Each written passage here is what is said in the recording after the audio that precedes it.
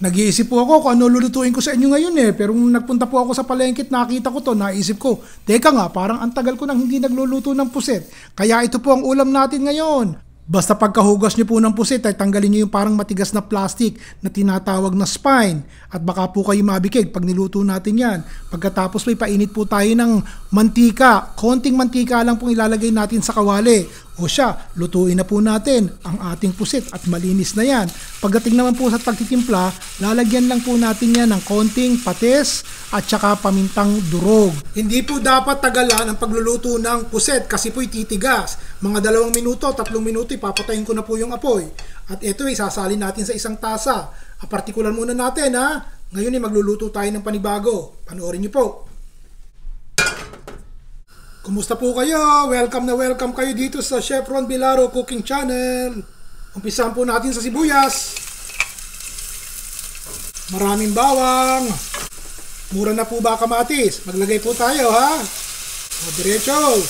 Mamadaliin ko na ha. Habang niluluto yung kamatis lagyan po natin ng isang katamtamang laki ng sayote. Gulay po yan. Magkano po ba kilo ng sayote sa atin ngayon? Lagyan po natin ng shrimp powder. At konting nor para may lasa at masarap. Diretso po ang halo. Pakibanggit nyo nga po kung gusto nyo mabulyawan ha. Ilagay nyo po yung inyong pangalan din sa baba ng ating comment section.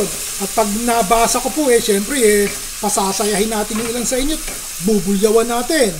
Ayos mo ba? Takpan po natin sandali. O siya. Sabawan na po natin ha. Ito po'y 2 tasa. 1 tasa lang ilalagay ko. Natira. Mamaya tignan natin kung lalagay ko pa. O tignan po natin. Malambot na yung ating sayote. Kumukulo na rin po yung ating konting sabaw. Lalagyan po natin ng kangkong. Mura-murang kangkong. Siyempre masustansya naman ang ating gagawing ulam ngayon. Kapag ka mga ganyan talagang papawisan kayo sa pagkain. Dahil simple lang naman po kangkong. Isang sayote. Tutuyuan ko na po. 2 tasa, 2 kutsarang toyo. Isang siling panigang, tinanggal ko po yung butot, hiniwa ko ng ganire, ganyan.